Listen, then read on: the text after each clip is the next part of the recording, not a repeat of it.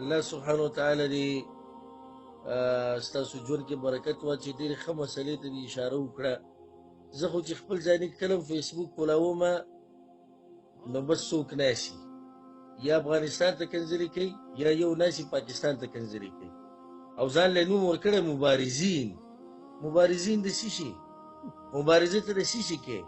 ته قومونه جنګې د الله بنده، ته ملکونه جنګې د الله بنده، ته په مسلمانانو کې فساد خورې، ته مسلمانان یو بل ته بدګمانه کې، ته د مسلمان خور مور کنځې، ته د مسلمان قوم کنځې، ته مسلمان یرې، ته د مسلمان رازونه ښکاره کې، ته مسلمان شرمې او ځان له نوم د مبارز ورکړی.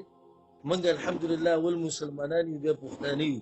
نه په اسلام کې دا کار شته نه په پښتو کې دا کار شته.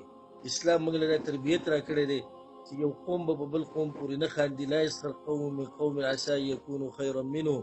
بیا الله سبحانه وتعالی مخې ته دا ادب ذکر کړی دی چې ولا د یو بل نومونه به په بده نه اخلئ، یو بل به په بد نومونو نه یادوئ، بیا وایي په یو بل به بدګماني نه کوئ، بیا وایي د یو بل جاسوسي به نه کوئ، بیا وایي د یو بل غیبت به نه کوئ.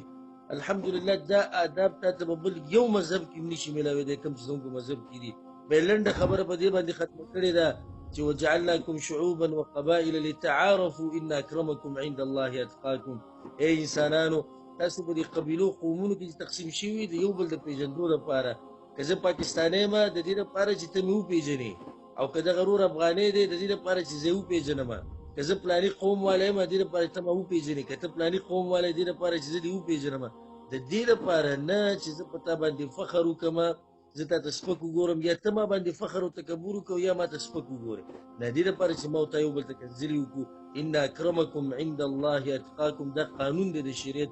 والله بالله د دې مبارک پروګرام نه زه دا اعلان کوم چې په پنجابي کې ایمانی او په پښتون کې ایمان نه والله چې دغه پنجابي تندې خپلومه، چې په عربي کې ایمانی په پښتون کې نه دغه عربي زما د سر تاج دی، دې پښتون سره مې سره لګي نه. زمونږ ټوله رشته چې کومه جوړه د هغه د دین په بنیاد ده.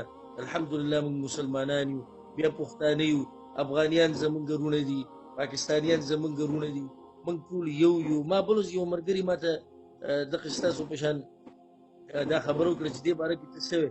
ما هغه ته دا ویل پښتون ډېر ساده قوم دی، دشمن پې څه لوبې کوي او دی په ځان باندې پوه نه شو.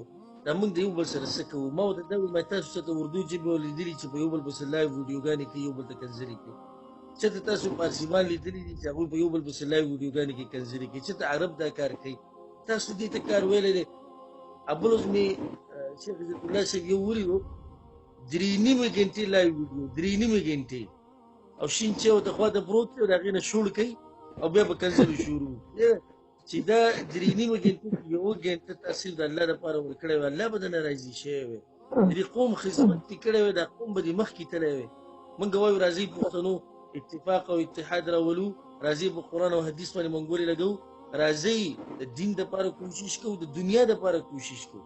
موږ ټوله ورځ لګیا یو، پنجابیان کته او پنجابیان بره، راشه پنجابیانو تعلیمونه وکړو کوم ځای ته ورسېدو. موږ ټوله ورځ لګیا یو، عربو دا چلو کو عربو ته راشه عرب ملکونه وګوره پای کې څنګه امن او امان دی، هغوی کوم ځای ته ورسېدو. ما ورته څه وکړو؟